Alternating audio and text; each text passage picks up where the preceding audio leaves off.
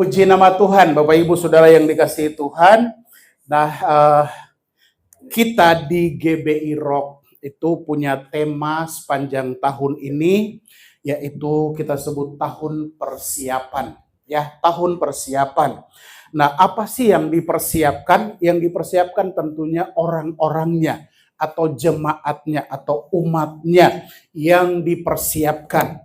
Nah, ini menurut beberapa hamba Tuhan mengatakan bahwa memang khusus di negara kita, bukan hanya negara kita, tapi juga negara-negara lain ya, khususnya di Asia. Nah, di tahun 2025 sampai masuk 2026 ini memang tahun yang tidak menyenangkan. Tahun yang penuh dengan huru-hara. Tahun yang tidak memastikan apapun kepada kita. Tahun di mana banyak terjadi masalah di negeri ini. Nah, saudaraku, tapi bahwa terlepas dari itu semua, nah satu hal, mari kita sebagai gereja, kita mempersiapkan diri kita. Kita mempersiapkan diri kita bukan hanya saja secara jasmani, tapi rohani pun. Kita mempersiapkan untuk menghadapi masa-masa sukar itu, menghadapi tahun-tahun yang penuh dengan pergumulan itu.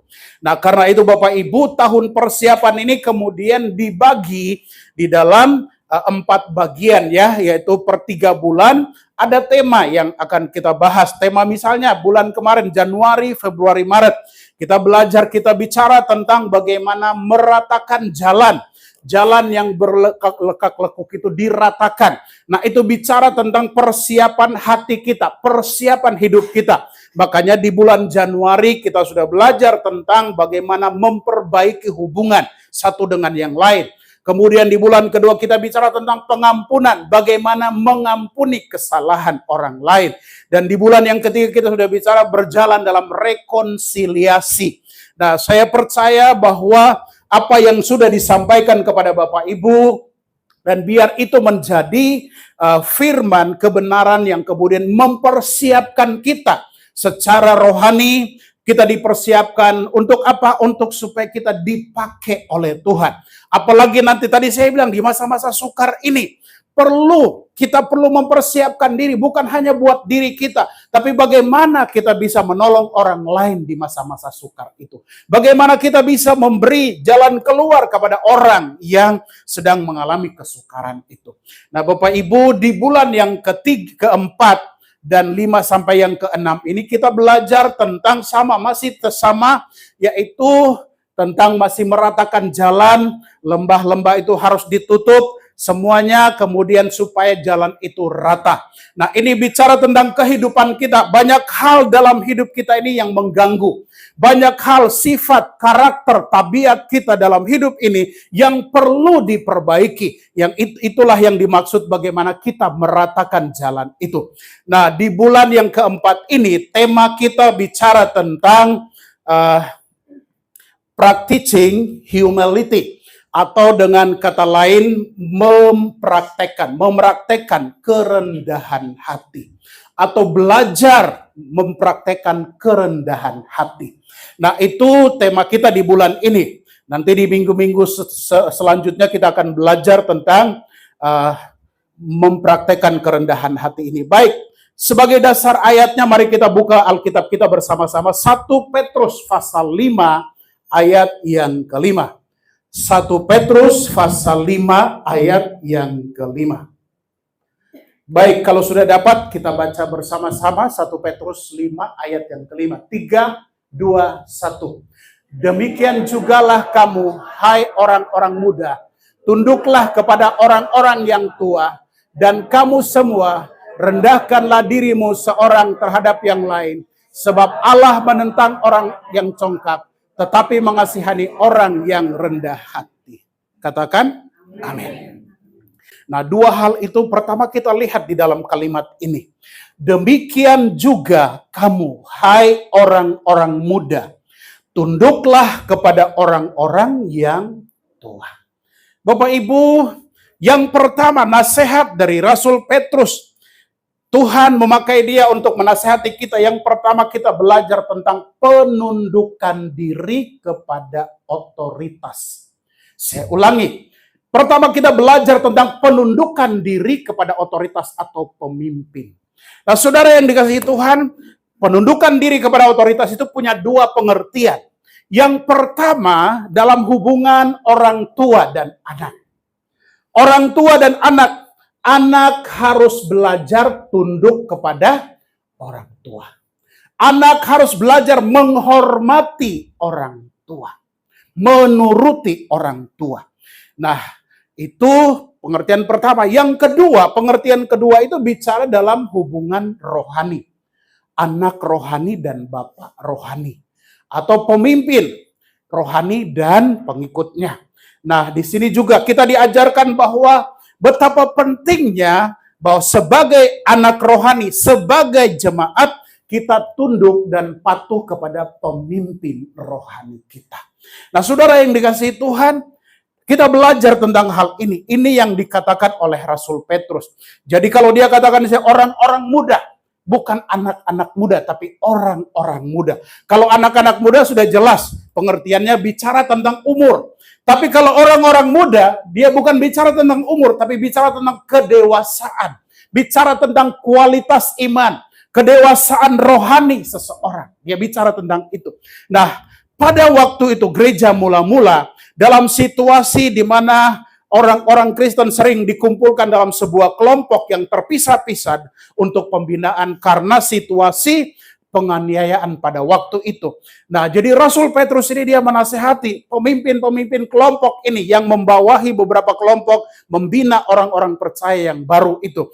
Dia katakan bahwa orang-orang muda, artinya mereka yang ikut pertama. Yang kedua bisa juga orang muda di sini bicara tentang mereka yang baru percaya kepada Tuhan.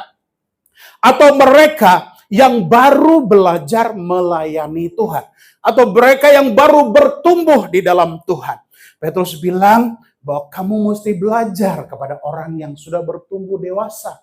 Orang yang sudah bertumbuh imannya, dewasa secara rohani.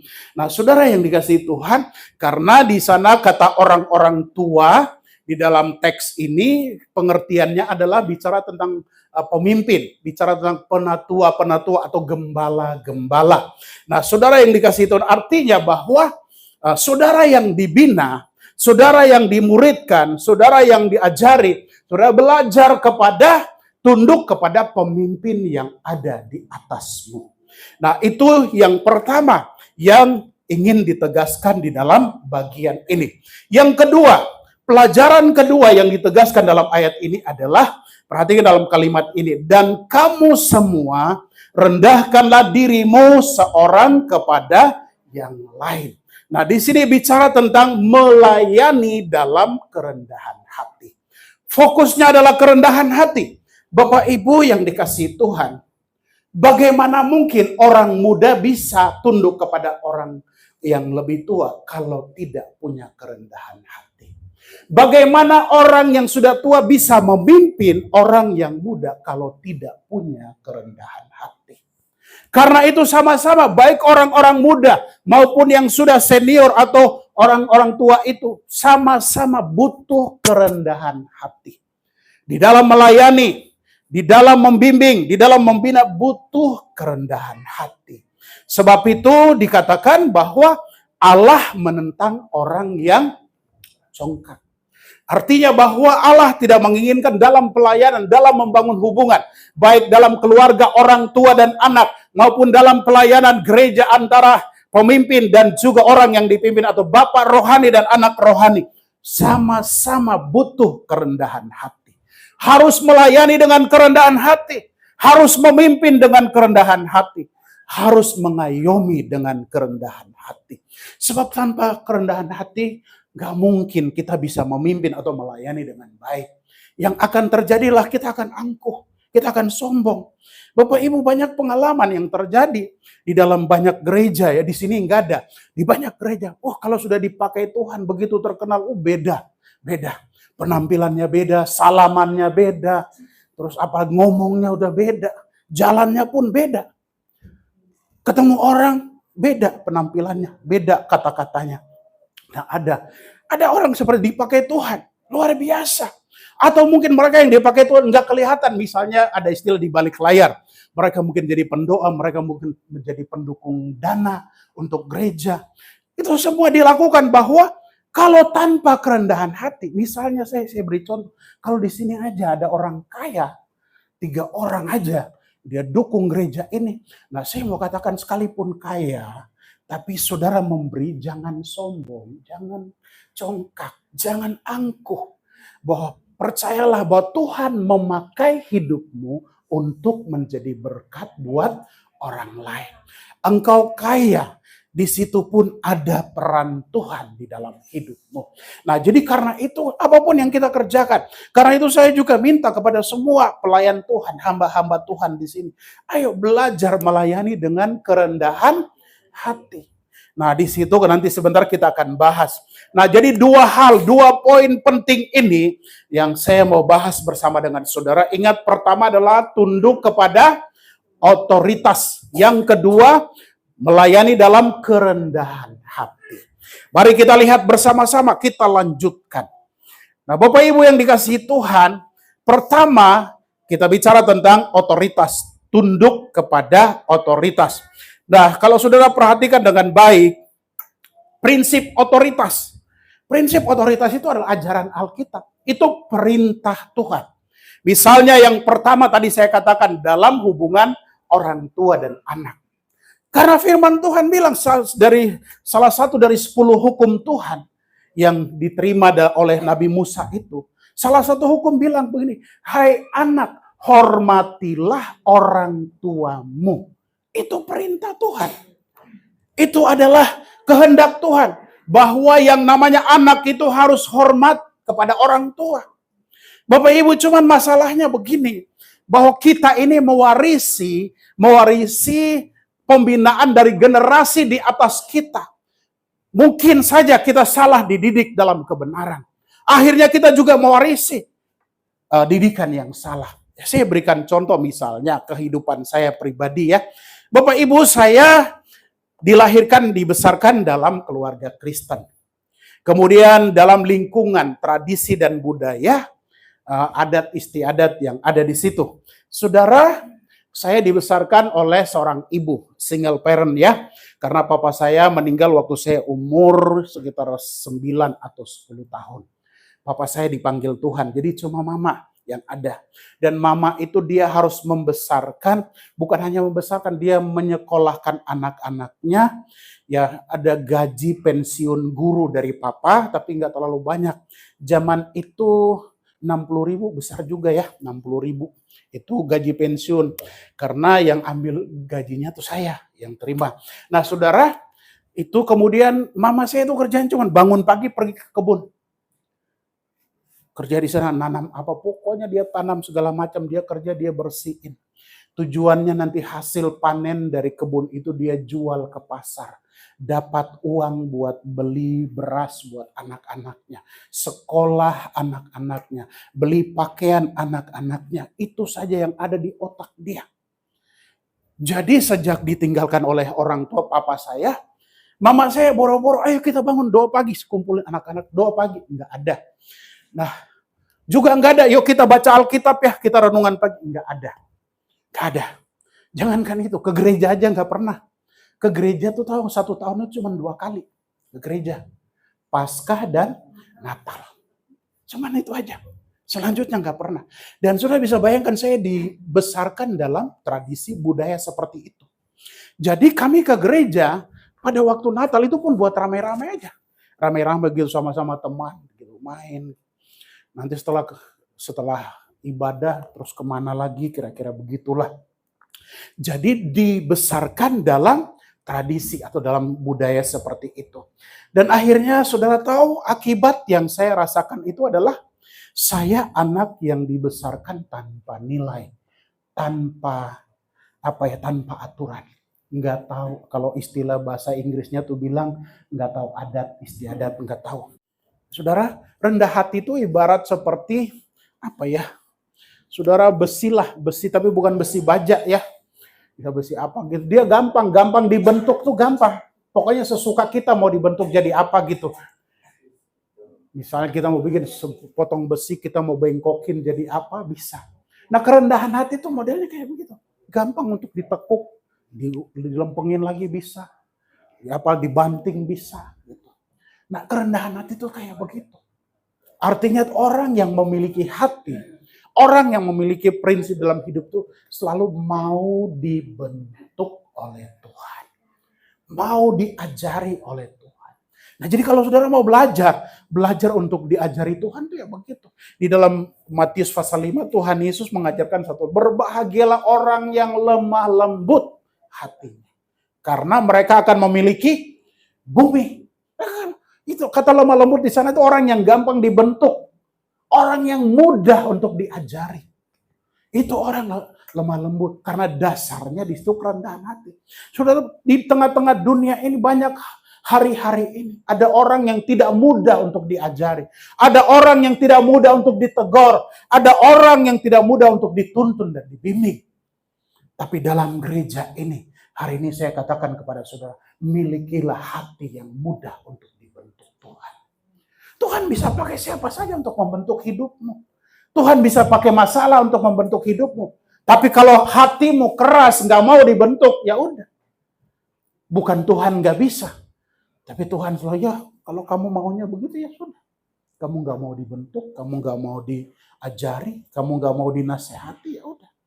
Jadi Bapak Ibu Saudara yang dikasihi Tuhan, miliki entah itu pemimpin termasuk orang tua. Kalau didik anak tadi saya bilang perlu kerendahan hati. Oma kalau didik cucu perlu kerendahan hati. Kadang-kadang cucunya itu ada yang menyenangkan, ada yang menyebalkan cucu. Nah oma kalau nggak sabar, udah itu cucunya tuh bisa kupingnya ditarik lah, cubit sini lah. Ntar dia pulang-pulang mamanya bilang, kenapa badanmu merah? Dia tinggal lihat, wah ini kerjaannya oma kali ini, opa ini cubit. Nah perlu kerendahan hati. Anak juga mau taat kepada orang tua itu perlu kerendahan hati. Dalam gereja, anak rohani mau taat, atau saudara sebagai orang yang dibimbing mau taat kepada pemimpinmu, perlu kerendahan hati. Nah jadi Bapak Ibu, ingat mari kita belajar. Kita belajar dalam kehidupan kita untuk saling rendah hati pemimpin, rendah hati dalam memimpin, dalam membina, dalam mengayomi, dalam menegur. Kemudian juga anak rohani juga perlu kerendahan hati dalam meresponi pemimpinmu. Kalau saudara pernah ikut SPY, tahu, pernah dengar ya pernyataan ini. Bukan soal benar atau salah, tapi respon. Bukan soal benar.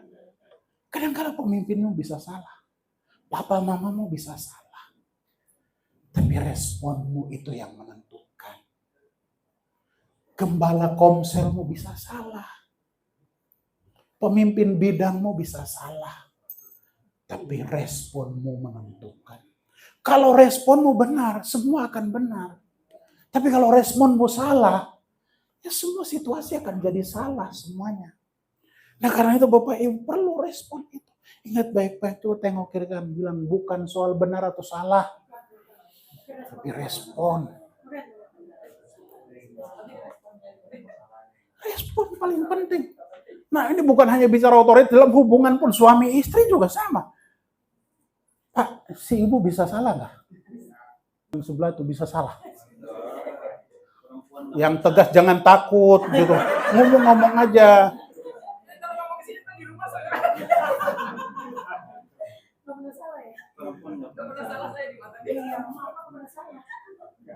Ya udah, ini aja yang ditanya aja.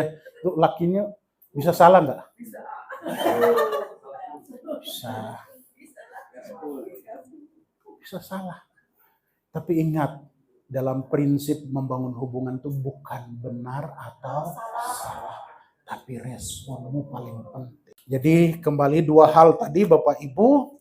Mari kita belajar tunduk kepada otoritas. Yang kedua, melayani dalam kerendahan hati. Selalu minta Tuhan kerendahan hati. Bangun hidupmu di atas kerendahan hati. Tuhan Yesus bilang, kerendahan hati itu seperti kita membangun rumah di atas pasir atau di atas batu karang. Tinggal tunggu aja. Orang yang membangun di atas kerendahan hati, ya angin, banjir datang, dia akan tetap kokoh dan kuat. Tapi orang yang membangun bukan di atas kerendahan hati, begitu angin, banjir datang, rusaklah.